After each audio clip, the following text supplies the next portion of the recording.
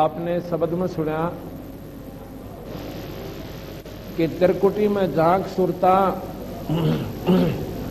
तो ये पति बुलावे है, इस मोह ममता के जाल में तो ये काल फंसावे है। आत्मा को कह रहे हैं परमात्मा कि तू अपने परम पिता परमात्मा सतपुरुष को ढूंढ ले, और जो गलत साधना कर रही है, तीन लोक की साधना से तेरी छुटकारा नहीं होगा।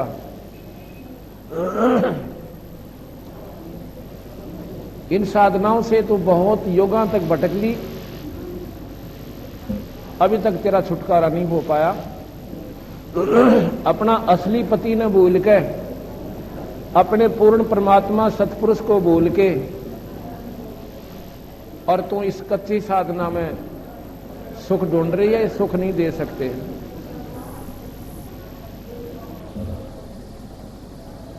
अपने पति को भूल बावड़ी बैठी यारा में संगर के, या तूने अपने बच्चों को अपना समझा, परिवार को अपना समझा, माता पिता को अपना समझा, और इस जायदाद को, इसको तूने अपना समझा, पर यह तेरे धोखा था तेरे साथ में। फिर तूने ब्रह्मा विष्णु महेश को पूर्ण परमात्मा मानकर बहुत साधनाएं की, उसके परिणाम स्वरूप आप स्वर्ग चले गए। स्वर्ग के बाद नरक, नरक के बाद 84 के चक्कर तुमने नरे खा लिए। आए थे हम सब सतलोक से, सतलोक जाओगे, डालेगी उस अपने पूर्ण पिता परमात्मा पूर्ण पति से तुम मिल लेगी, तो जब जाकर तेरे पूर्ण सुख मिलेगा, नहीं तो नहीं भटकती रहेगी। अपने पति को भूल बावड़ी बैठी यारा में सिंगर के, और काम क्रोध मोह लोभ मस्करे रही जा रहा तंड्र के। इन पांचों राक्षसों से बच के रहना जितना बचा जावे। मात पिता संतान संपत्ति में तो उलझ गई गिर के, मात पिता संतान संपत्ति में तो उलझ गई गिर के, और जब मिलना चाहे पति अपने तो बांध कफन सिर के। जब उस पर अपने सतलोक में जाना चाहती है तो सिर का कफन बांध ले, जे सर्वस नाश हो जा, पर परमात्मा इबकत यू काम करें सरेगा।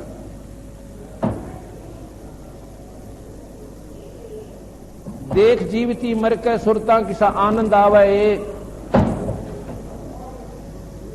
जीवित कैसे मरना होता है? मन चाहता है बीड़ी पीने को, मन चाहता है शराब पीने को, मन चाहता सिनेमा देखने में, और मन चाहता है गंदे व्यसन करने को।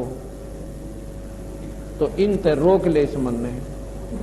सत्संग में जब तुम लगते हो, कोई बुरा कहे चाहे भला कहे, कोई तुम्हें अच्छा कहे चाहे निकम्मा बतावे, चाहे कोई बूंदा कहे चाहे कोई गुंडा कहे, उसका प्रति उत्तर झगड़े तो नहीं देवे, अपना नीची गर्दन करके वहां से निकल जावे। इसको जीवित मरना कहते हैं।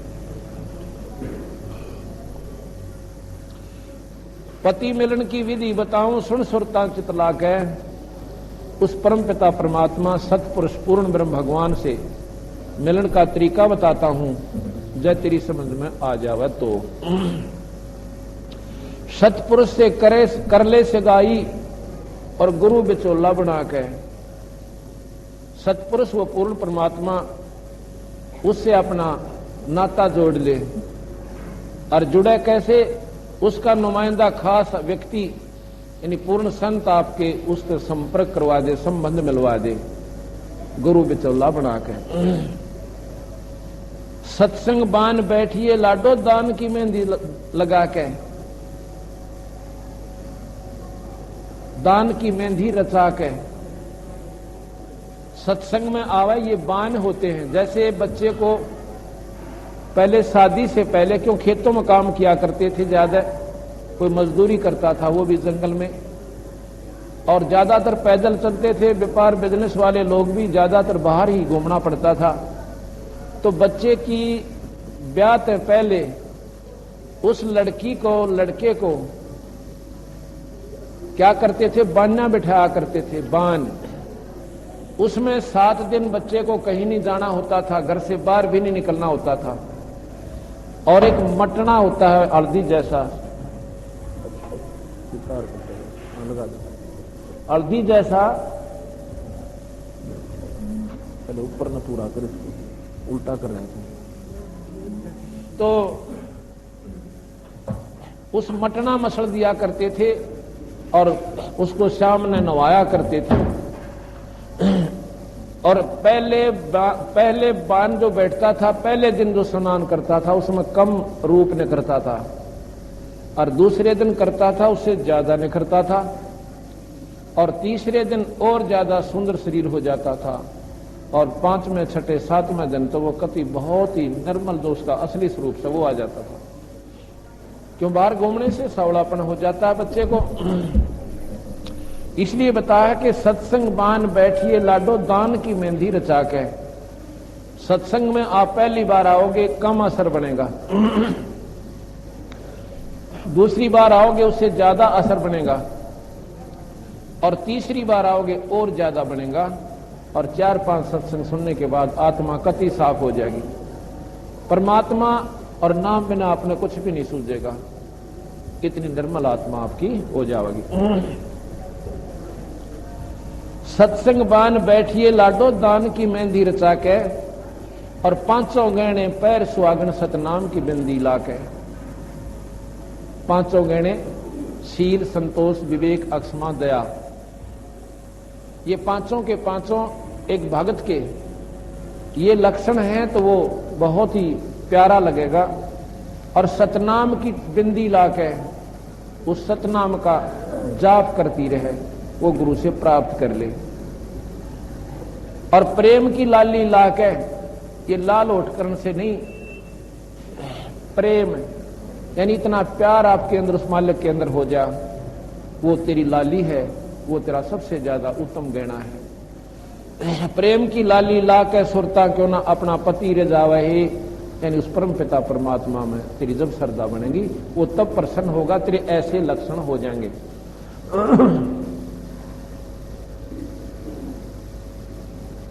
आगे बताते हैं कि जाप अजप्पा जप के, तो थोड़ा कम कर, डाउन करो। जाप अजप्पा जप के अपना दहेज बना लिए, अनहद बाजा बाजन लागे फिर खुशी मना लिए। जाप अजप्पा जप के अपना दहेज बना लिए, अनहद बाजा बाजन लागे फिर खुशी मना लिए। अब अजप्पा जाप हम देते हैं, एक सांस का सुमन होता है, उसको सतनाम कहते हैं। वो सांस का सुमन जो है वो अजप्पा जाप जप के अपना धन जोड़ ले, जो परमात्मा जिस पर राजी हो। जिस प्रकार लड़की अपने ससुराल जाती थी, अब भी तो उसके पास जितना ज्यादा दहेज वह इकट्ठा कर लेगी। पहले लगी रहा करती, कदे सितारे लावे है, कदे पेम घोटे घाटे लावे, और जितने भी ज्यादा कहती है तू दहेज अगर बनाना है उस परमात्मा के घर में जानता ही, और जिससे वो भगवान तेरे तरह जीव हो है। ये सांस का सुमन अजप्पा जाप, इसका नाम जोड़ ले, इसकी कमाई इकट्ठी कर ले, और जिसने देख कर वो मालिक तेरे तो प्रसन्न होगा। गरीबदास जी महाराज कहते हैं, जैसे मधु की माखी ना मधुआ भोग रे, ये छार दमे मोमाई लूट ले लोग रे। जैसे शहद की मक्खी होती है, वह धन जोड़ती रहती है, अपना जो शहद मधु को बनाती रहती है, और इतना जोड़ देती है कि वो आखिर में नीचे टपकन लग जाता है। जब वो बाहर निकलना शुरू हो जाता है तो वो महल तोड़ने वाले आते हैं और उसमें नीचे अग्नि जला के और इतना धुआं कर देते हैं, कुछ तो आंधी हो जाती हैं, कुछ जल जाती हैं, कुछ भाग जाती हैं। उस सारे के सारे उस शहद ने, मधु ने वो तोड़ के और बाल्टी भर ले जाता है। इस प्रकार महाराज कह रहे हैं कि तो जो अनजान साधन, अनजान पने में इस माया ने जोड़ जोड़ कर कि तब बैंक बैलेंस बढ़ा दिए, कि तब कोठी गाड़ दी, कि तब लॉक कर दे दिए। कहते तो शहद की मक्खी वाला काम बनेगा तेरे संग में, और ना जाने कब यो काल तेरी टीट भी पकड़ेगा, और ना जाने कहां तेरा देहांत होगा, और वह यो तक किसी और के काम आवेगा, और तेरी बिरन में टिक गधा और कुत्ता बनेगा। जैसे मधु की माखी ना मधुआ भोग रे, ये छार जमे मोमाई लूट ले लोग रे। ऐसा संग्रह कीन संग जो चाल है, ऐसा धन जोड़ ले जो तेरे साथ चाले। अर्दम अजप्पा जाप जपो ये माल है। ओए होए, जो कहिए अर्दम अजप्पा जाप जपो। अजप्पा जाप क्या है? ये सांस का सुमन, होठ जीभ आलय नहीं, और अपने आप जो सुमन होता है उसको अजप्पा जाप कहते हैं। सांस के द्वारा एक नाम जप होता है, उसको अजप्पा जाप कहते हैं। ऐसा संग्रह कीन संग जो चाल है, अर्दम अजप्पा जाप जपो ये माल है।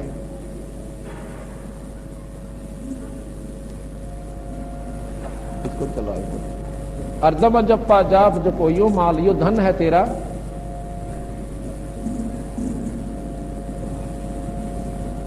अर्दम अजप्पा जाप जपो ये माल है। जाप जप्पा जप के अपना दहेज बना लिए, अनहद बाजा बाजन लागे फिर खुशी मना लिए। बोल में लगाओ। हाँ जी करो सुनो। अनहद बाजा बाजन लागे फिर खुशी बना लिए। सांस के अपना जो अजप्पा जाप जपते हैं, इसके प्रभाव से क्या होगा?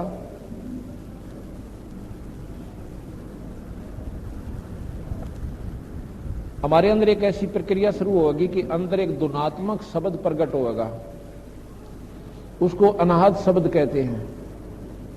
ऐसी आवाज आवेगी कि उसमें इतना आनंद आवेगा, ये वृत्ति बाहर नहीं डटेगी, फिर तेरी बड़ी जोर की आनंद आवेगा उसमें।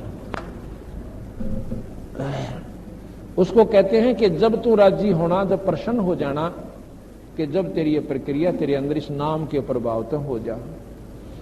जाप अजप्पा जप के अपना दहेज बना लिए, अनहद बाजा बाजन लागे फिर खुशी मना लिए। जब तेरे अंदर ये सूखे ढोल पीटने से खुशी नहीं होगी जो बाहर बजावे, अंदर बाजा बाजेगा उस परमात्मा के नाम का।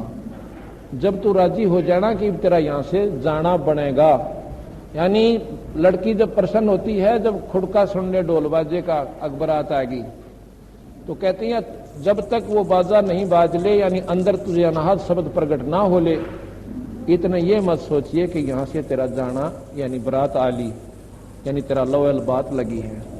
अनहद बाजा बाजन लागे जब खुशी मना लिए, और फिर आवे बिरहा कबीर लेने खुश होकर चालिए। बिरहा किसे कहते हैं? बिरहा एक विशेष लगाव हो जाता है किसी व्यक्ति विशेष में, और फिर उसके बिरह में महाराज कहते हैं जैसे पतिव्रता पति से राति आन पुरुष निभावे, और बस पीहर में सुरत प्रीतम जन्यों को ध्यान लगावे। यानी जैसे लड़की की शादी कर दे, वो अपने घर मायके आ जाती है, उसकी सुरती अपने पति में न्यों की न्यों रहती है, वो बोल भी नहीं सकती, किसी ने बता भी नहीं सकती। और फिर कभी कभी ऐसी आंखों में रोना आता है, जब आंखों से पानी पड़ता है, अब तो ऐसा बिरह हमने उस ईश्वर के नाम पर लगाना, अपने परम पिता परमात्मा सतपुरुष के उसमें। अब बिरह में आंसू आती हैं, ये आत्मा बहुत रोती है। अब बिरह कई प्रकार के होते हैं। जैसे मान ले आपने भगवान विष्णु की साधना की है, तो आपका बिरह विष्णु में लगा हुआ है, आप रो रहे हो तो। और यदि आप भगवान शिव की साधना कर रहे हो, तो उसके आपका बिरह जो इस सतगुरु उस भगवान शिव में लगा हुआ है, और वो बिरह उन्हीं का है, वो आपको उन्हीं के लोक में ले जाएगा वो बिरह। और ऐसी स्थिति जब तक जीव की नहीं होती, वो रोता नहीं मालिक के नाम पे। इतना कितना है तो तप कर लो, और कितना है पुण्य कर लो, और कितनी अन्य साधना कर लो, जीव छुटकारा नहीं होता। ये लक्षण है, जब तक रोना नहीं आता इस जीवात्मा ने उस ईश्वर के नाम पे। एक बिरह है, हम अपने जायदाद न रोए, भाई कितना 20,000 का नुकसान हो गया, उसने रोए, वो भी बिरह उसमें था हमारा। तो अब जब हम सतगुरु महाराज कबीर साहब की हम भक्ति करते हैं, तो न्यों कह बंदी छोड़ कि अब तेरे अंदर जो बिरह आवेगा, वो बंदी छोड़ भगवान कबीर साहब का होगा। और वो स्वयं उस विरह के साथ साथ आपको या तो गुरु रूप में दर्शन देंगे या अपने स्वरूप में दर्शन देंगे, और फिर आपकी और विरह ज्यादा बढ़ेगी उनको देखकर, इतनी हो जाएगी कि दुनिया पागल कहने लग जाएगी। और महाराज भी कहते हैं, नाम वियोगी ना जीवे, राम वियोगी ना जीवे, जीवे तो बौड़ा हो, बावड़ा नो नहीं लत्ते पाड़न लग जाए, किलकी मारन लग जाए। उसकी धुन एक उस ईश्वर में लगी रहेगी, काम भी करेगा, अपना सारा कार्य भी करता रहेगा, लेकिन एक ऐसी उन्मन सी उसकी आदत बन जाएगी कि उसके नाम बिना, उस सुमरण बिना उसका जी नहीं लागे। इसको बावड़ा कहते हैं। दुनिया ने कहेगी तू बात भी नहीं करता, तू हंसता बोलता भी को ना, तो उसने फिर ना तो हंसना सुहावे और ना बोलना सुहावे। जैसे नानक साहब से एक भक्त आकर कहने लगा कि नानक जी कहां भैया कि आप तो फक्कड़ एक फकीर हुए, एक संत हो गए, और आप भी ऐसे रहते हो जैसे गृहस्थियों तो भी बुरी तरह आपकी मायूसी नहीं जाती मुंह पर ते। बंदी छोड़ कहने लगे,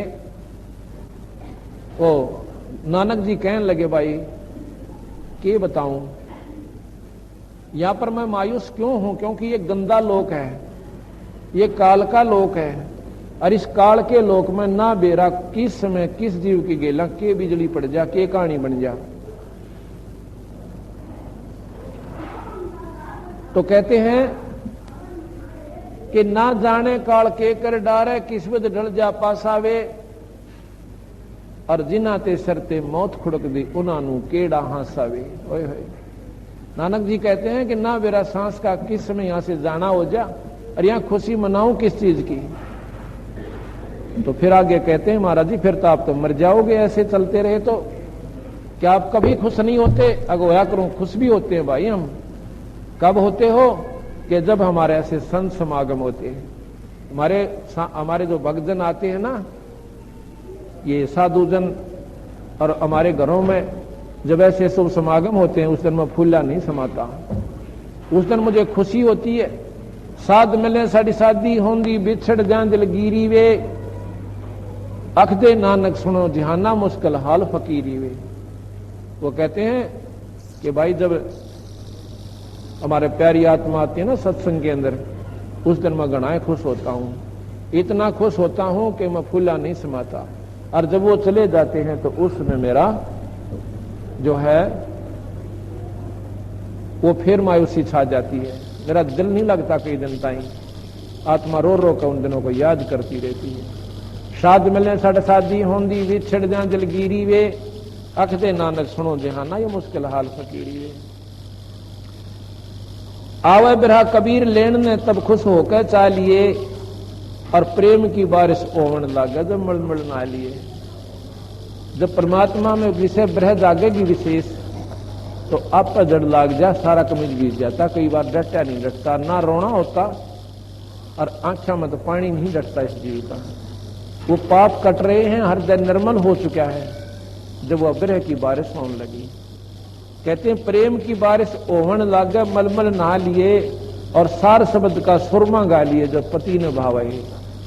सतनाम के बाद एक सारनाम और प्राप्त होता है, वो सारनाम ही सबसे उत्तम काम करता है, सबसे प्रथम काम उसी का हो जाता है। फिर जब भगवान के पास जाते हैं तो कहते हैं उस सारनाम का तू सुरमा डालना, और ताकि परमात्मा ने प्यारी लागे। यानी सारनाम जिस आत्मा के पास है वो उस पिया यानी परमात्मा की सर्व प्यारी है।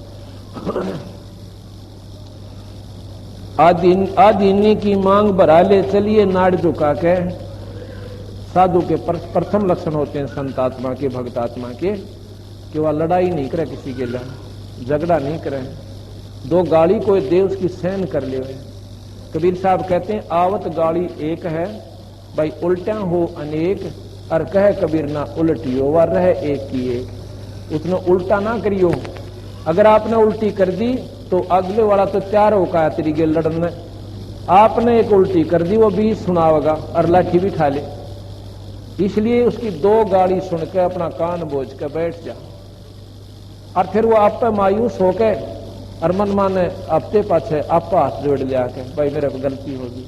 क्यों वो माड़ा कर्म उसने सेध रहा है और वो सेध देगा आपने भी, क्योंकि आप उसमें सहयोग दे दोगे।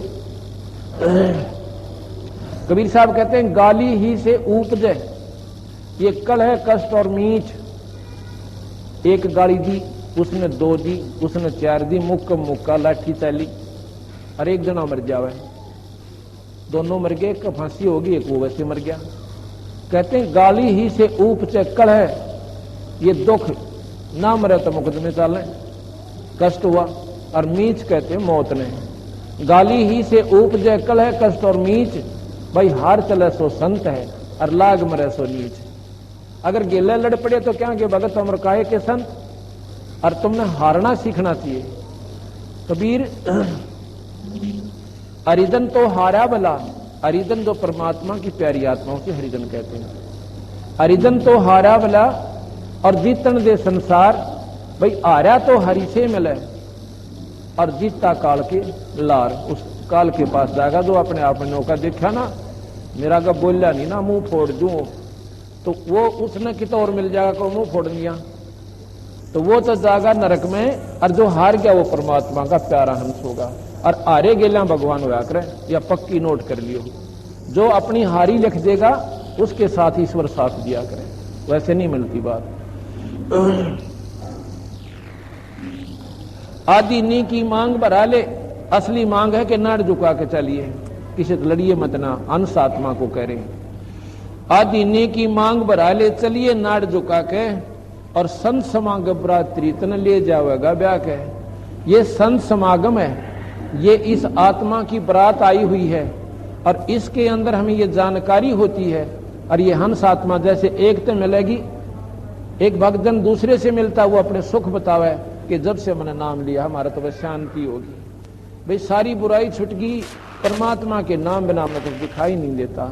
तीसरे से मिलेगा वो भी यही कहेगा, चौथे से मिलेगा वो भी यही कहेगा, तो उस आत्मा का मन उसमें एकदम बदल जाएगा। और काम तो यू करने का था भाई।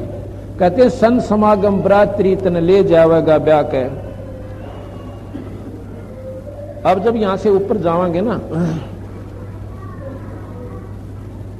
सुरत नृत है डोली तेरी, बैठ सुन शिखर में जाके।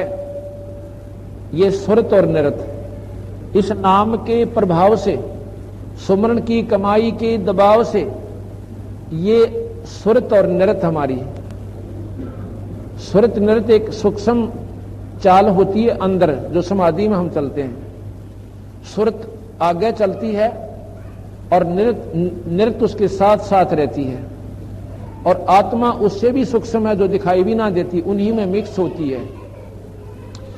सुरत का मतलब है कि हमारी सुरती की जैसे सामने कोई ये क्या चीज रखी है, जो देखे तो वो नृत निरीक्षण करती है कि मेज दिखे, सामने दिखाई देती है कोई वस्तु, सुरती पहले जाती है एकदम वो भलाखा सा लगे, और नृत उसका निरीक्षण करती है कि ये फलानी चीज है।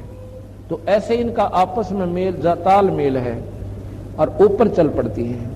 कहते हैं ये तेरी डोली है, आत्मा तन ऊपर लेकर जाएंगी, और बैठ सुन शिखर में जाकर, जहां पर तेरे असली पति परमात्मा सतपुरुष का स्थान है, ये डोली तन वहां ले जाएंगी, और वहां अपने सुन शिखर में, शिखर के चोटी में, आखिरी सुन की चोटी में वहां पहुंच जाए।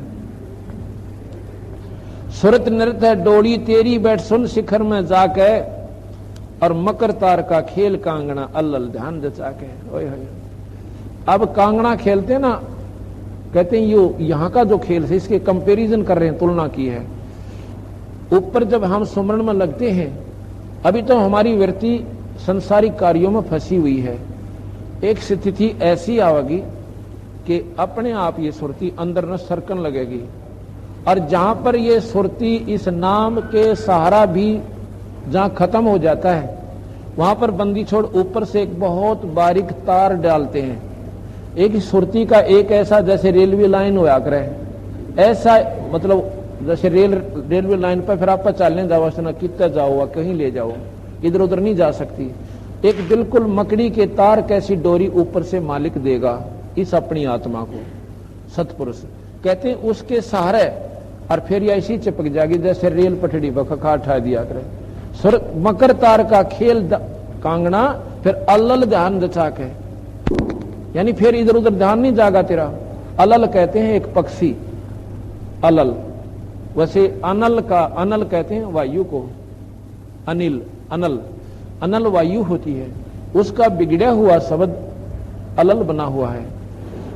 एक पक्षी है, उसका नाम अनल पक्षी होता है। अनल का मतलब जो वायु में रहता है, जैसे इस वायु के ऊपरली सतह पर रहता है, वो सबसे ऊपर है, और उसका आकार इतना लंबा चौड़ा है कि बहुत, यानी कम से कम 100-150 फुट की तो उसकी पंख है, जैसे वायुयान होता है ऐसे 50-50 फुट की, वैसे ऐसी लंबी लंबी उसकी पर हैं, जैसे चील की होती हैं, गीद की होती हैं ऐसे, पर वो 50-50 फुट लंबी।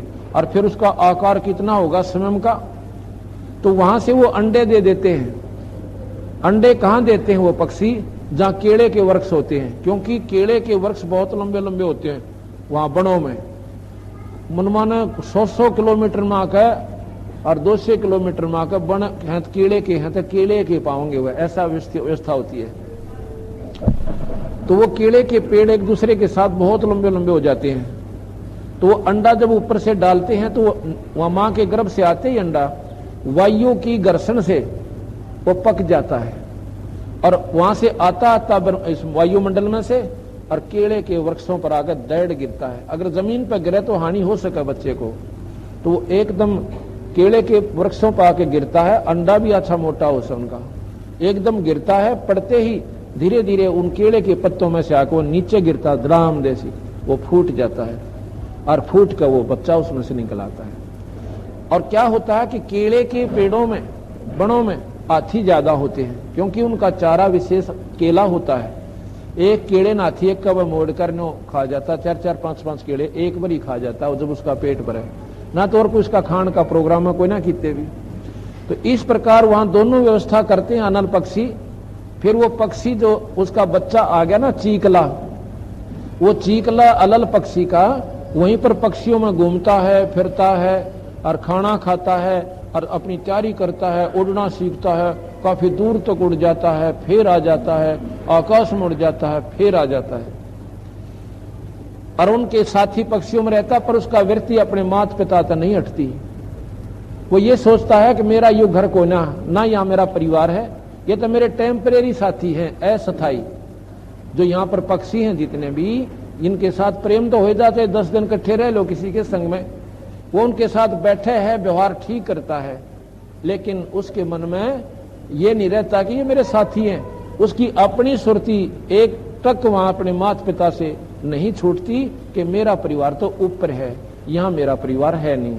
इसलिए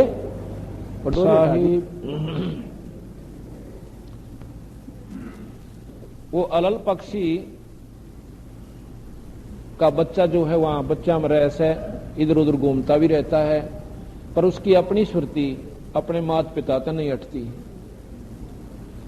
उसका एक टक ध्यान उसी में लगा रहता है, हरदम एक पल भी दूर नहीं होता। जैसे यहां बैठा है, मेरी वो सुरती रहेगी, मेरा घर तो वहां पर है। जैसे विदेश में कोई व्यक्ति चला जा और वहां उसके दोस्त भी होते हैं, उनके साथ बैठता उठता भी है, खाना पीना भी करे से, लेकिन उसके अपना बच्चा मत करती, 1 मिनट नहीं हटती है। इसको अलल ध्यान कहते हैं कि अलल पक्षी का बच्चा जो अपने माता पिता में ध्यान लगाता है, इस प्रकार आपने फिर उस आत्मा को कह रहे हैं कि मकर तार का सारा पकड़ के फिर इधर उधर मत ना देखिए, ना स्वर्ग का नहीं जाकिए और ना ही कित ब्रह्मलोक में डटिए, सीधी अपने सतलोक में जाकर डटना, वहां भी तेरे साथ धोखा हो सकता है।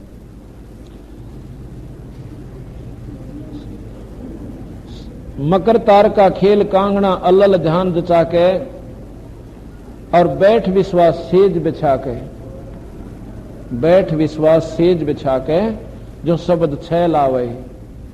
कहते हैं उस पिता परमात्मा के प्रगट होने की यानी धैर्य के साथ आपने इंतजार करनी पड़ेगी, चंचलता मत करिए।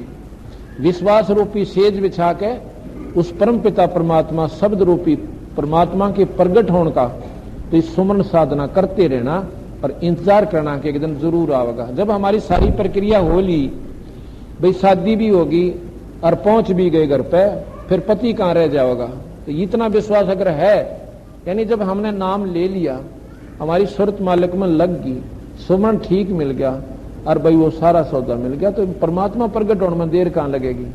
किसी के बंडाने में, किसी के बहकाने में मत आना के मारे गुरुजी तो 1 मिनट में दिखा दें।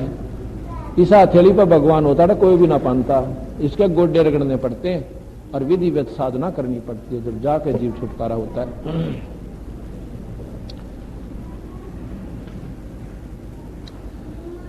अब जो हमने आपको नाम सुमन दे रखे, इनसे क्या होगा आपको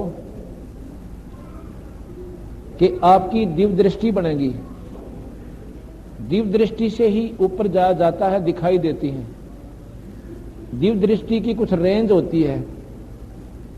जैसे महाभारत के समय संजय को व्यास जी ने दिव्य दृष्टि दी थी, उसकी दिव्य दृष्टि खुल गई थी, लेकिन वो कुरुक्षेत्र आगे की बात नहीं जान देख सका था। उसकी उस तुरबीन की इतनी ही रेंज दी थी उसकी कि वो कुरुक्षेत्र से लेकर दिल्ली ताई में वो ही सिर्फ उसी के वो बता सका था, उससे और उसने फालतू बेरा नहीं था। इसी प्रकार अन्य जो साधक साधना करते हैं भगवान विष्णु की, तो विष्णु तो ही की वह रेंज है उनकी दिव्य दृष्टि की, आगे वो कुछ नहीं देख सकते। जिस प्रकार भगवान शिव की कोई साधना करता, उस मंत्र से उन संतों की दिव्य दृष्टि खुल जाती, यहां बैठे हो शिव के लोक को देख सकते हैं, तो उनकी उतनी ही रेंज है। और जब पंदी छोड़ भगवान के नाम से जो हमने दे रखा है सतनाम, इससे आपकी दिव्य दृष्टि खुलेगी, वो सतलोक भी देखेगी। और फिर जो जिसकी दूर की ज्यादा रेंज है, वो नीचे के तक कितने देख लो, वो तो और आसान दिखाई देते। का सेरा उस परम पिता परमात्मा के तू दर्शन करना फिर। और सुन शिखर पर एक सफेद महल है, सुन शिखर सभी सुनों को पार करके, और उसकी चोटी पे वो सतलोक है। सुन शिखर में एक सफेद महल है, जो तेरे पिया का डेरा, इन त्रिलोकी यारा ने भूल बावड़ी, इच्छा बीज बसम हो तेरा। इन छोटी साधना ने कति त्याग दे और तेरी इच्छा जो है ये खत्म हो जाएगी। जब तक इच्छा आप में रहती है यहीं की, कदे स्वर्ग में रहेगी और कदे महात्मा सिद्ध बनन की होगी, और कभी आप में बच्चा की होगी, कभी जायदाद बनन इकट्ठी करण की होगी। बंदी छोड़ कहते हैं मैं इच्छा के लिए तने छोड़ दूं कौन गुंजाइश, धन चाहिएगा धन दूंगा, और तने भाई और कुछ चाहिएगी वो दूंगा, तेरा शरीर ठीक करूंगा। उस समय तो इच्छा रहित हो जाएगा, संसारिक मनोकामना आपकी कम हो जाए, कति खत्म हो जाएंगे। लेकिन इस मन के घोड़े ने ज्यादा मत दौड़ने देना कि फिर न सोचे को फैक्ट्री और ला लूं, वो भी मेरी कृपा होगी तो लान दूंगा अपने हंस ने, फिर मैं अपने ढंग से चलाऊंगा जिसको पार करना है। और जब माया मुड़ना है और माया चाहिए तो माया ले लिए, खूब दे दूंगा। जैसे बंदी छोड़ भगवान ने अब्राहिम सुल्तान यदम कैया रह गई थी मन में कि मेरे द्वारा धन होता तो मैं संतान की सेवा करता, मान्य कोई नहीं, इतना धन दे दिया बंदी छोड़ने कि उस पर नावड़ा कोई ना। लेकिन फिर उसमें इतना लीन हो गया, भगवान भूल गया। तो महाराज कहते परमात्मा पाना चाहते हो तो इस माया की तरफ देखना भी मत ना, तन्ने जो चाहिएगी वस्तु आपको, आपका आज्ञा पाओगी, तेरा काम नहीं अड़न दूंगा। जैसे आपने कल सुना था कि नरसी भगत की गाड़ी आकर समारी भगवान कृष्ण ने, क्योंकि ये 3 लोग के परमात्मा भी पूरा सुख दे सकते हैं कि संसारिक, लेकिन देंगे कर्म का, ये कर्म से ज्यादा नहीं दे सकते। और परमात्मा ने उसकी गाड़ी समारी, गढ़वाड़ा बनया, और भाई फिर उसका भात भरया और उंडी जाली। अब माया होती जब भी वो काम कर सका था वो, लेकिन रास्ते में गाड़ी ठीक माया तो नहीं हो सके थी। ईमान ले 50 किलोमीटर जा लिया, आगे पास 10 किलोमीटर कोई सौदा कोई ना, 2 टायरा में पंचर हो गया, अब जा गाड़ी माया ने क्यों कर ले जा। वहां परमात्मा साथ दे तो काम चले। तो हमने ईश्वर का आसरा ले लेंगे तो ये सारे काम हमारे ऐसे सरल लग जाएंगे। तो महाराज जी कहते हैं कि इस प्रकार तेरी साधना जब बन जाएगी तो फिर इच्छा तेरे में रहे नहीं, इच्छा रहोगी तो फिर वापस आओगे और स्मृत मंडल के जेरे में फिर पड़ जाओगे। इच्छा दासी जम की या काल की खास दूत है इच्छा, इच्छा दासी जम की या खड़ी रहे दरबार, और पाप पुण्य 2 वीर हैं और या सतखसमी नार। गरीबदास जी महाराज कहते हैं कि पाप और पुण्य भी तेरे को यहीं उलझाए रखेंगे। क्योंकि पाप पुण्य कर लिए स्वर्ग में भोगेगा और पाप बने नरक में भोगेगा, और भाई फिर 184 का पूरा गेड़ा। और ये इच्छा ही करवाती है पाप भी और पुण्य भी। अब मन में संशय होगी तो फिर हमने पुण्य तो करने नहीं चाहिए क्योंकि भोगने पड़ेंगे। नहीं, पुण्य बिना जीव का निर्मलता नहीं रहेगी, आत्मा कठोर हो जाएगी जो धर्म नहीं करते। दया धर्म का मूल है और पाप मूल अभिमान, और तुलसी दया ना छोड़ियो जब लगट में प्राण। और दया जब बनी रहेगी जब आपकी धर्म में वृत्ति रहेगी। दया जो है धर्म की जड़ से, और धर्म नहीं करोगे, पुण्य नहीं करोगे तो आपकी आत्मा कठोर हो जाएगी, पत्थर हो जाएगी, आप में श्रद्धा नहीं रहेगी, सेवा की भाव नहीं रहेगी। लेकिन वो कहते हैं फिर मेरा काम से, जब मैं यहां से तेरा फैसला करूंगा, आपको यहां से निकालूंगा, तेरे पुण्य भी और तेरे पाप भी दोनों पर कलम मार दूंगा और सतलोक ले जाऊंगा। वहां ना पुण्य की हो सकता है ना पाप की हो सकता है। वहां जाने के बाद ये जीव उस परम पिता का पूरा आनंद प्राप्त करता है। इन त्रिलोकी यारा न भूल बावड़ी, इच्छा बीज भस्म हो तेरा। राम दुहाई सत कह तू सतगुरु करावे फेरा। रामपाल हो सतगुरु का चेरा, काल खड़ा लखावे है। इस मोह ममता के जाल में तन काल फसावे है। इस प्रकार, इसको और डाउन करो, लैपटॉप डाउन करो। इस प्रकार आपने ये सुना कि परमात्मा पाने के लिए हमने किस प्रकार विधि अपनानी चाहिए, ये आपको जानकारी होगी।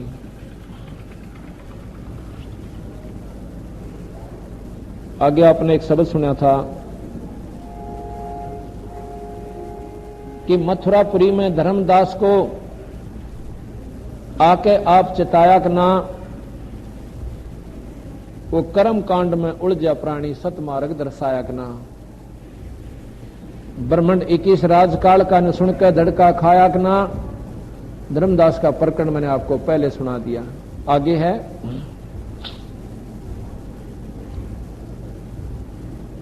बलक बुखारे में संत कैद किए, आके आप छुटवाए ना।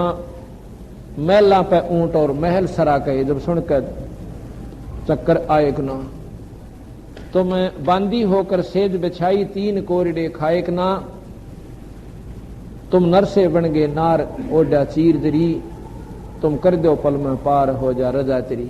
कबीर साहब को आत्मा पुकार रही है, बंदी छोड़, जिस पर जिस आपकी मेर की नंगा होगी उसके बेड़े पार कर देते हो। अब साथ साथ में भगवान की संज्ञा, भगवान की उपमा भी आपको बताऊंगा कि कबीर साहब परमात्मा क्यों कर मानेंगे, कैसे मानेंगे। जैसे हमने भगवान कृष्ण को परमात्मा क्यों माना,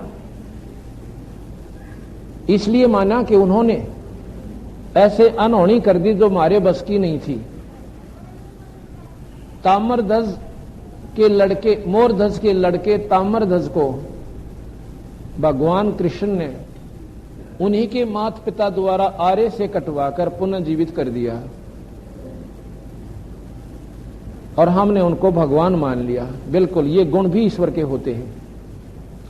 लेकिन कबीर साहब कहते हैं, धर्मदास, जब अभिमन्यु मरा था और वो पांडव भगवान कृष्ण के सबसे प्यारे थे, और अभिमन्यु का मरना एक तो योद्धा गया और एक पांडवों का सत्यानाश सर्वनाश हो रहा था, बीज मेट हुआ था। वहां पर कृष्ण जी उनको जीवित नहीं कर सके अभिमन्यु को। क्यों नहीं भाई? महाराज जी, ये भी आप ही बताओ, हमने के वेरा इन बातों का क्या ज्ञान है। ये 3 लोक के मालिक हैं और इनकी सीमित शक्तियां हैं।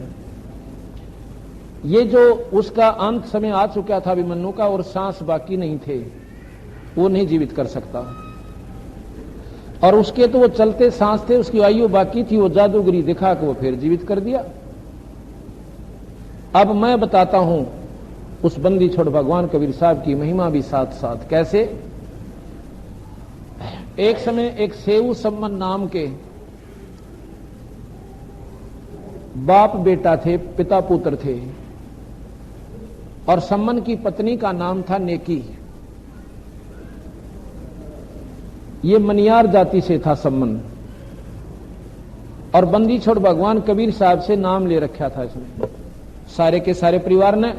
पर निर्धन इतना था, कई बार तो समय पर रोटी नहीं मिलती थी, नौके नु सो जाया करते थे। एक दिन बंदी छोड़ ने उन प्यारी आत्माओं को जगाने के लिए, पुनर्जगाने के लिए, उनको श्रद्धा बढ़ाने के लिए वहां जाते हैं। साहिब कबीर का वहां पर जाना हुआ। दो सात महात्मा और साथ में थे, एक तो कमाल और एक शेख फरीद। तो तीनों जब उस सम्मन के घर पर जाकर आवाज देते हैं बंदी छोड़, कहते हैं सम्मन, भाई सम्मन। अब अंदर वो आंगन में बेचारे टूटे फूटे से घर थे, पुराने से मकान थे, कच्चे से, और आंगन के मां सारा परिवार बैठा था। और महाराज जी की आवाज सुनी कि सम्मन, दूसरी बार भाई सम्मन, अरे सेऊ। तो नो सोचे तो आवाज तो बंदी छोड़ की दिखा है। एकदम खड़ा होकर वो लड़का आया, बाहर देखा कि महाराज जी आगे। महाराज जी जिस भी स्थिति में जो खड़े थे न्यो के नो भाग लिए उस आंगन में था, और दरवाजे पाकर मुंदे पड़ गए, चरणाम पड़ गए, तीनों के तीनों दंडोत प्रणाम करी। फिर खड़े हो गए, आंखों में पानी बहा है, बंदी छोड़, हे भगवान, हे परमात्मा, हम तुझ जीवों के घर पर क्यों कर दया करिए आपने। हे महाराज, आज हमारा कौन सा दिन हमारे सामने हो गया, कौन सा शुभ संस्कार था, आज बंदी छोड़ा हमारे घर पर आएगी। मतलब ऐसी दुआई देने लागे। तो वो कहने लगे, महाराज जी बोले अंदर भी चालन की कहोगे, काड़े गाल में खड़े रखोगे। और फिर एकदम उनका सपना सा टूटा, आ जाओ महाराज जी। अंदर गए, अंदर जाकर के अपना जैसा बिछौना था टूटा फूटा गरीब घर में न्यू का न्यू बिछा दिया। बंदी छोड़ तीनों संत वहां पर बैठ गए। महाराज सम्मन वहां बैठ गया, महाराज जी से बातचीत करी, पानी पिलाया। सम्मन बोला, महाराज जी रोटियां की सुनाओ। शाम का समय था। तो कबीर साहब कहने लगे, भाई पैदल चल के आए, हाँ भूख लग रही है सम्मन, रोटी जल्दी बनवा दे, भोजन बनवाओ, फिर अपना बैठ कर आरती करेंगे, भगवान की चर्चा सुनावांगे और सुनेंगे। तो क्या हुआ, सम्मन जाके आध घंटे के बाद अपनी पत्नी से कहता है कि नेकी रोटी बनाओ जल्दी सी, महाराज जी ने भूख लगी है, पैदल चल के आए हैं। नेकी बड़ी मायूस होकर बैठी है, कहती है रोटी कहां से बनाऊं, एक दाना भी को ना घर में, अन्न नहीं रह रहा। तो सम्मन कहने लगा, मांग लाओ किसी से, उधारा ले आओ। वह बोली, मैं कई जगह जाली, कोई देता है कोई ना, और आज खासकर नहीं देते। क्यों नहीं देते? ये कहते हैं मैंने बंदी छोड़ भगवान की गणी में ही मांगा रखी है, जनानियां में, औरतां में, अपनी सहेलियां में, कि हमारे गुरु जी ने न्यों कर दिया, हमारे महाराज जी ने न्यों कर दिया, गऊ जिंदा कर दी, सिकंदर की जलन की रोग बुद्ध काट दिया, बिरना कितनी सुना दी महाराज जी। और वो कहती है उनसे, अपने पति से। और आज वो लोग चढ़े थे पहले हमारे से कि झूठ बोलो, ये बात कदे भी ना हो सकती। और अब इनके मन में ये शंका आ गई गांव वाला में, क्यों गरीब ने वो भी दुखी कर करा जी गणे होया करा दुनिया। इनके मन में न्यो कहें कि अपने गुरु जी यहाँ पे ले लो आज रोटी, न्यो को थे न्यो कर देंगे, न्यो कर देंगे, आज मेरा पाटेगा इनका, कोई ना दियो इसने। यानी वो जिसमें उसका मेल सा था वो नाटकी और मांगने जाकी। तो ने बोलिया कोई ना देता। तो ने बोला तेरा ओढ़ना दे दे लत्ता, इस न धराऊं गहने मैं ले आऊंगा। ने बोली ये दो जगह तो फटा हुआ है, कोई लेता है कोई ना। मैं गहने धरन गई थी, जिन पर मेरी हाथ नहीं पसरा था उनके पास में गई थी कि ओढ़ना ले लो मेरा, चीर ले लो, और आज दो महात्माओं की, 3 महात्माओं का भोजन दे दो, बस इसके बदले और कुछ नहीं मांगते। ने बोली कोई नहीं लेता। सम्मन बैठ गया, धरती खोदन लग गया, नीचे डिकड़े थे, आकाश कौन बनी। पहली बार भगवान घर में आए और आज 2 रोटी खुआने जोगे कोई नहीं, अपनी कर्मान रोए तीनों बैठ के। तो नेकी बोली नो पार नहीं पड़े, इब तो महाराज जी से हाथ जोड़ लो, नो कह दो ये बंदी छोड़, सुबह बखते रोटी बनावाएंगे। ये संत बड़े सियाणे हों से आप समझ जाया करें। सम्मन बोला क्यों कर मुंह पाटेगा जाके। आका अच्छा चलो दोनों चलते हैं। हाथ जोड़ के कहने लगे परवरदिगार भोजन सुबह वक्त तो बनावांगे जी। आका अच्छा बेटा कोई बात नहीं, अब पानी पात पी लिया, बिराना के हमारा तो भूख सी जाती रही, भूख रही है कोई ना। यानी ऐसा आपका तीनों जचा दिया कि महाराज जी का जानो भूख थी है कोई ना। सबका सांस लिया। भाई मन तो वैसे नहीं कहा था, अभी बच्चा का मन सा रह जाएगा, बाकी भूख नहीं थी कति भी हमने। उन्होंने सोची चलो शाम का तो छुट्टी मिली, सवेरा कैसे करेंगे। तो वह उसकी पत्नी कहती है कि दोनों पिता पुत्र चोरी करने जाना रात्रि में और 3 सेर आटा ले आना, फालतू मत ले आना। तो वो बच्चा जो उनका सेऊ था छोटा सा 12-13 साल का, वो कहने लगा मां तुम न्यों क्या करते, कहते हैं कि जो चोरी करते हैं उनका सर्वनाश होता है, वो पापी जीव होते हैं और महाराज जी भी नाटे हैं, और आज चोरी करने की तू स्वयं कहती है मां, ये कैसे कह दिया आपने। बेटा तुम बालक सतन बेरा को ना, क्यों करे कि चोरी को दान कर दे, हम अपने लिए नहीं कर रहे, इसमें अकाज है नहीं भाई चोरी कर दे दान। न्यू बोला मां चोरी तो चोरी ये हो सच है, क्यों करे कर ले, जब नीति बिगड़ ली हमारी। न्यू बोली बेटा साची बताऊं तेरे थे, ऐसे ऐसे कहते हैं एक गांव में एक संत चले गए, सिद्ध पुरुष थे, और उन्होंने सामने जाके शंख बजा दिया बाहर जंगल में थे। और ऐसा होता था जहां भी वो संत जाते थे शंख बजा देते थे, गांव से भोजन चला जाता था। उस गांव से सामने भोजन नहीं गया, रात्रि में आए थे। तो सुबह उसने अपने चेले से इसको भेजा, जा बेटा रोटी मांग ला, हो सकता ना सुनाई दिया वो गांव में शंख। लेकिन उस गांव में घड़े निकम्मे आदमी थे, पैसा गणा था, परमात्मा से विमुख हो रहे थे और कहते थे अरे रोज लफंडराव से रोटी मांगनी है, करके को नहीं खानते। इस तरह की वृत्ति उन लोगों की हो चुकी थी। वो लड़का सवेरे रोटी लेने के लिए उसका शेष जाता है, तो जिस घर में भी जावे वो इन्हों कह दे करके खाया करो, ऐसे लफंडर पड़े थे कोई काम ना चले। 5-7 घरों में गया, उसने ऐसा करड़ा जवाब मिल गया, वापस हो लिया, खाली डोली लटकानता जावा जोड़ी। जाके कहने लगा गुरुजी भोजन तो भिक्षा को ना मिली, कोई ना बेटा थोड़ा देर से गया था, आज श्याम ने बखत से जाना। वो श्याम ने गया, श्याम ने भी न्यों की न्यों सुनने को मिली, कोई बात ना बेटा सुबेरे फिर जाना। वो सुबेरे फिर गया, सुबेरे तो उसका नहीं लाठी ठाक चाले कि मूर्ख तेरे को 3 बार नाट लिए और तेरी अकल ठिकाना नहीं है। वो जान गया कि तो पक्का गुंदा आदमी है और कहे तो भी ना मानता। दूनी उसके प्रति उल्ट प्रक्रिया उस गांव वाले की होगी। वो वापस आ रहा था, एक कुम्हारी थी बेचारी, वह देख रही थी और वह डरती न्यों ना कहे कि कदे संत जो है ना छोटी जाति का भोजन कई संत लिया ना करते। तो वापस आने लगा, जो महाराज जी क्यों बाहर हुआ इसी घर था। वह तीनों टाइम उसने देख लिया था, खाली जनता और गांव के व्यवहार का भी उसने खूब बेरा था, कितने बड़ी आदमी इस गांव के अंदर। हाँ माई क्या करी है कि महाराज जी ऐसे ऐसे लगे है, अपना भोजन नहीं मिला, अगना भिक्षा नहीं मिली माई, 3 दिन हो गए, अगले रोटी ले जा, मेरे पास भोजन है, पर मुँह है हूं मैं कुमारी, मेरी जाति कुम्हार है। जो बोली माई देख मन तो बेरा को नहीं, मैं तो अभी महाराज जी के साथ रहने लगा हूं, आटा दे दे तो रोटी, महाराज जी कहेंगे तो खा लेंगे, ना तो कहीं डाल देंगे, अगाछा ले जाओ। उसने वो अपना जिसा भी भोजन बना रखा था उस माई को दे, उस महात्मा को दे दिया। उसने जाके कहा कि बेटा रोटी मिली, अगजी गांव में तो कती नहीं मिली, मैं सारे जाया, पर रास्ते में एक बहन थी, माई थी, वह कुम्हार जाति से बतावा थी, और उसने ये तीनों टाइम जो दाता देखा और आख्या मासू भरियाई, अनु बोली महाराज जी इस गांव में रोटी कौन मिला आपने, और ले अब यो मेरा है जो थारा, मैं हूं कुमारी, और देख लियो कि मंदिर नो डर लागे, कहते तुम मर ना जाओ, 3 दिन हो गए भूख्या ने। तो महात्मा ने बोला भाई ठीक से ला रोटी खावांगे। तो प्रेम से रोटी खाई दोनों ने। अनु बोला एक काम कर बेटा वापस जा, और उस माई ने कह दे कि घर छोड़ गांव छोड़कर चली जाएगी अड़े थे।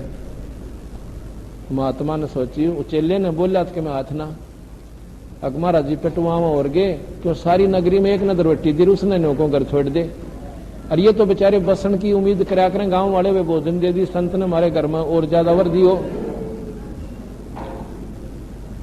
फिर आगे महाराज जी कहते हैं उसको उस कान में बता देना कि बतावा नहीं किसी को, आज रात्रि में यहाँ पर भूकंप आवेगा इस नगर में, और एक भी ना बच्चा इनमें तो, और जब जान बचाना चाहती है तो दिन छिपने तो पहले पहले निकल जाएगी यहाँ से, दिन छिपने सूर्यास्त से पहले।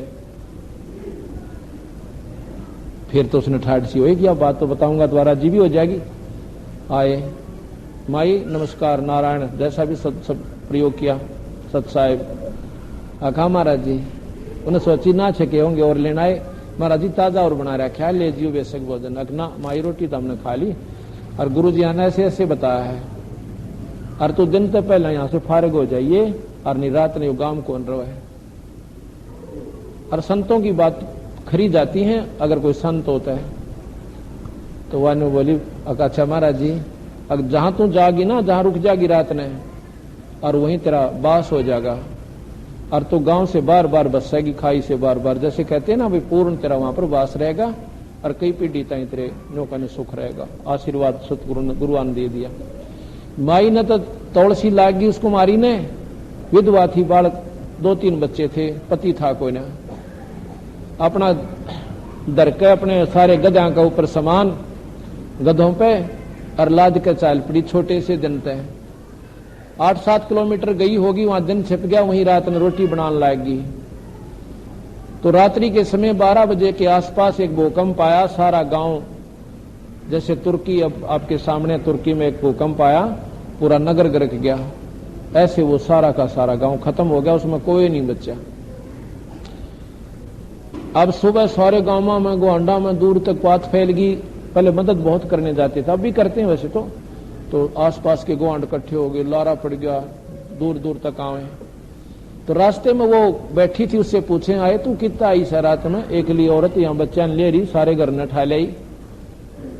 मैंने बोली भाई के बताऊं, मैं उससे गांव से थी, फिर तू क्यों कराई? कि नूर ने एक महात्मा ने मेरे को ऐसे बता दिया था, और इन गांव वाले ने उनके बड़ा बदसलूक किया था। तो उस लड़की के ऊपर सब का रहम हो गया, कोई बड़ी भागवान, और दूसरे एक ली औरत बालक इसके गेले या की जाओगी। तो कहते हैं उन आसपास के गोंडा ने उसको जमीन दे दी, अगर बेबे तू यहां बस, और हम भी 5-7 घर आड़े आकर तेरे दूर बसांगे, बढ़िया स्थान से, बढ़िया बनी से, खुला स्थान से। तो कहते वहां पूरा गांव बसा हुआ आज भी। तो इस बात का बेटा इन गांव वाला बेरा को ना, ये अनजान से सम्मन कहता है, नेकी कहती है अपने पुत्र से, और आज ये जानबूझ कर बकवाद कर रहे हैं ना, कि गांव राम में कोई अनका तोड़ा हो से, और यह अनजान पड़ा इन्हें गणा से जगह बिजली का हाथ लावे। ये परमात्मा है बंदी छोड़, ये इसने एक जुल्हा समझते हैं जी। और बेटा ये परमार्थ की खातिर है, हमने इस गांव का अन्न खा रखा, हम इसने डूबन को नहीं जा। तो छोरा फिर इस बात से बड़ा प्रसन्न हुआ, माँ ये तो कभी कुर्बानी का काम है, फिर तो मैं जरूर जाऊंगा। दोनों पिता पुत्र अर्धरात्रि यानी 12 बजे के बाद चोरी खातिर चल पड़े। जाकर एक सेठ की दुकान में पाड़ ला लिया, क्योंकि कच्ची दीवार होती थी, उसमें सुराख बना लिया, अंदर आदमी चला जा आसानी तय। तो वहां जो सुराख बन लिया, तो सम्मन कहता है बेटा तुम बाहर खड़ा रहना, और मैं आटा बगाऊंगा, मान ले मैं पकड़ा भी जाऊं तो इस आटे ने तो लेकर बाहर जाइए, और महाराज ने रोटी बनवा दी, बताइए मत ना। और मैं पकड़ लिया, नहीं तो रोटी नहीं खाऊंगे महाराज जी। मैं बोला पिताजी मैं अंदर ना जान दूं आपने, मैं जाऊंगा अंदर है, और मैं तो बालक हूं, हो सकता बच्चे पर रहम भी आ जाओ जो पकड़ा गया तो, और आपने कोई ना बख्शे, आपने फांसी भी तुड़वा दे, क्योंकि सेठ की पहुंच राजा तक है। तो बोला ना बेटा जब तू मर गया मैं किसके लागूंगा फिर, नहीं आपको नहीं जाने देंगे। पिताजी बस आज मेरी अर्ज सुन लो तुम, आपने ना वेरा, आप तो पिता, आप पुत्र मोह में दुखी हो रहे हो, और मेरा छुटकारा हो सकता है, बालक करके छोड़ भी सकते हैं मुझे, और के 3 शेर आटा लावांगे, को दुकान थोड़ी ठा के ले जाएंगे हम। न्यू कह के अंदर बढ़ गया। मैंने बोला बेटा एक काम करिए, 3 शेर आटा लाइए, ज्यादा नहीं। तो 3 शेर अंदाजा सा 2.5-3 शेर आटा बांध के पोटली में चालन लग गया, ताखड़ी पर पांव टेक गया, वह एकदम कूद के पड़ी खुड़का हो गया। सेठ उठ कर चोर चोर करके और भाज के सम्मन का ना उस सेव का पैर पकड़ लिया। जो बोला जान कौन दो चोर चोर है। इतने में हुआ पोटली जो बना रखी थी कपड़े की, उस पाड़ में का सुराख में का बगा दी। पिताजी मेरे को बनियन पकड़ लिया, और आप जाओ महाराज एक रोटी बनवा दो, और थाम के बांध दिया सेव को उस सेठ ने। अब तड़का बताऊंगा सत्संगी हैं, बड़ी बड़ी बात बनाया करते, हम तो नाम ले रहे हैं, ईसाई नाम ले रहे हो, रात को चोरी कर दिया दो, और वारे है ना सारे ठगे, वो तुमने चोरी करने सिखावे, ऊपर तो भगत है बुगले, तड़के देख थारी की हालत होगी, पुलिस में रिपोर्ट दूं हैं और राजा के पेश करूं, दुराना के सुनाई। न्यू बोला कुछ भी कह ले लाला जी, भाई बिगड़ी का कोई मोल नहीं होता। तो उधर वो अपना कपड़ा लेकर वो आटा, और न्यू बोला ने की ले आटा। न्यू बोली लड़का कहाँ है? अब बनिए ने पकड़ लिया। तो न्यू बोली चाड़ा पाट गया, पहली बार बंदी छोड़ाए। राज उनका जलूस निकलेगा, ये लोग न्यू कहेंगे चोरी ये करवाते हैं, कहीं न पहले ना करी कभी। और गुरुजियां के आज काला मुंह किया जाएगा और सारे गांव में बेइज्जती का ढोल पिटेगा। हम नीच आत्मा रोटी खवा ना सके और बंदी छोड़ की बेइज्जती और करवा दी। न्यू बोली ये कर्द ले जा तलवार, और छोरी की नाड़ काट लिया, पिछाड़ में ना होगा किसका से। अब लेकर वो कर्द और चल पड़ा। न्यू बोला सेऊ कहाँ पिताजी? एक बार बेटा दो बात करनी है, एक बहुत जरूरी काम है, एक बार नाड़ बार काट ले। उधर से सेऊ के मन में ये धारणा दे दी, बंदी छोड़ क्यों, अंश आत्मा जो होती है एक से विचार आया करें। तो सेऊ के मन में विचार आओ मेरा पिताजी और मेरी नाड़ काट ले जा, और कोई समाधान नहीं है यहाँ पे। और गुरु जी का आज तो कति बेइज्जती का हमने नाश कर दिया, इज्जत का बड़ा चाड़ा पैट्या। तो कहने लगे आप लाला जी बाहर मेरे पिताजी खड़े हैं, और कल तो हम नारे नारे हो जावांगे कि मेरा कितनी सजा मुझे होगी, हम नहीं मिल पाएंगे पिता पुत्र, एक दो बात कर लेने दे। सेठ बोला तू भाग जाएगा, अगर मेरे पैर बांध दे करड़े करके, नाड़ नाड़ बार कटवा दे, तेरा शुक्र होगा लाला जी। उसने सोची रहे दो सराटा इत लिया है के बिजली पड़ी से, ले भाई बतला लो। वो ढीले कर दिए जोड़े और थाम कर दिया बांध। अब संबंध था पिताजी और एकला लड़का, पाछे न करद थी, पाछे न रह गया, आगे ना आई। वह मोह बच्चे का मोह फिर जाग गया। अकबर क्यों कर मारूं, चाला पाट गया, एक लड़के नोए हुए। अब छाती बहादुर के देखो कौन काट दे अपने बालक ने, चाहे में भी हो रहा हो। पर उधर से वो सम्मन सेऊ कहता पिताजी जब तू मेरा बाप है ना, आज मेरी नाड़ काट ले जा, और मेरी गर्दन नहीं काटेगा तो तू मेरा बाप नहीं है, आज तेरा ये फैसला हो जाएगा, भाई फिर मैं तेरा बेटा नहीं हूं। अब छोरे के मन में इतनी कड़क की आवाज निकलती है, एकदम उसने पकड़ कर गर्दन और तलवार मार दी, और उस सिर ने ठाके शीश ने लेकर घर आ गया, और आके ताक में धर दिया, अपने उसकी मां तई दे दिया कि ले लड़के का सर।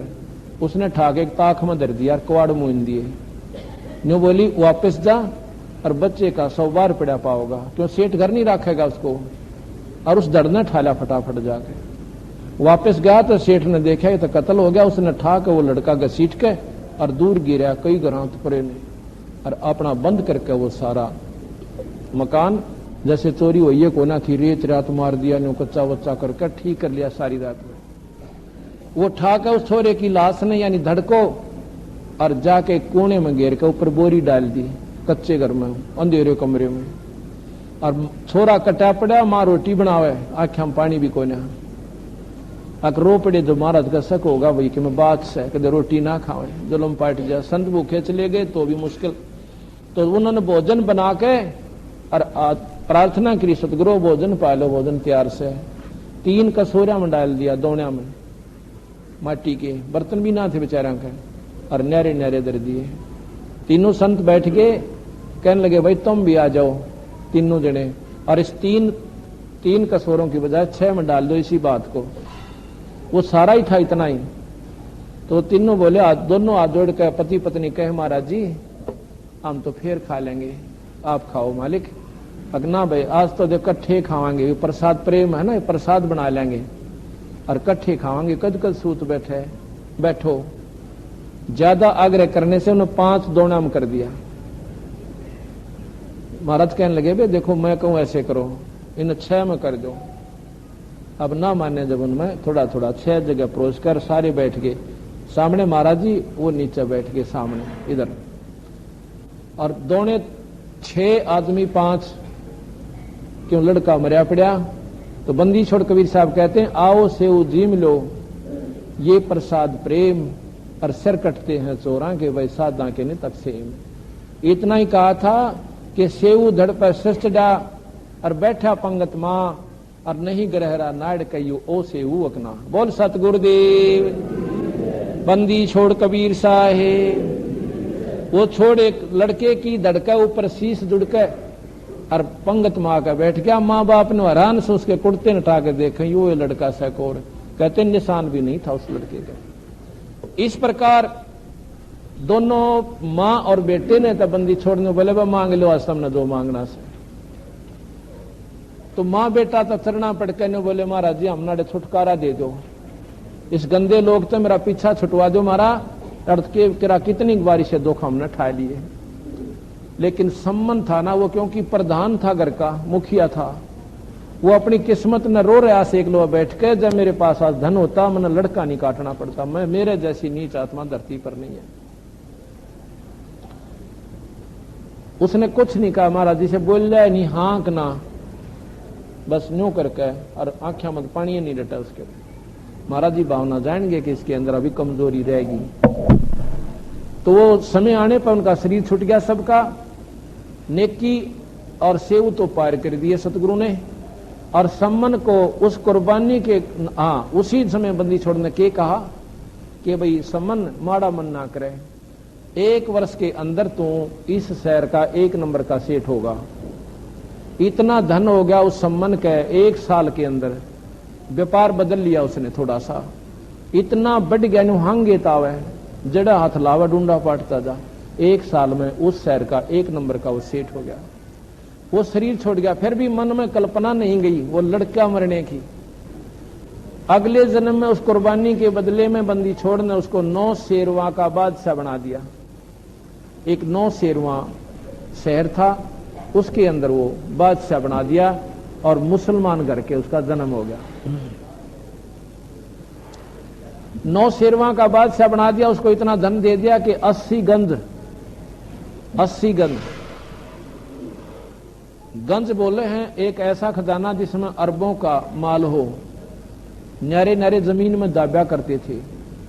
ऐसे 80 गंज, यानी जैसे न्योड़ी हुआ करे 1000 रुपया की न्योड़ी मान लेते हैं, लेकिन वो अरबों का खजाना, हीरे जवाहरात पन्ने असरफी, उनको मिला के 80 गंज, एक गंज बोलते थे। ऐसे ऐसे 80 गंज उसने अपने महल में दाबे रखे। और बंदी छोड़ कबीर साहब की आत्मा थी। महाराज जी फेर गए एक संत रूप में, ऐसे साधारण से भगत के रूप में जाकर कहते हैं लाल सेठ जी नाओ राजन अकाओ जी, क्यों वहां बैठ कर सत्संग करने लगे, गांव में चर्चा होगी। तो राजा ने भी बुला लिया एक दिन। तो महाराज जी कहने लगे कि राजा कुछ दान धर्म करा करो, धर्म बिना जीव का छुटकारा नहीं है।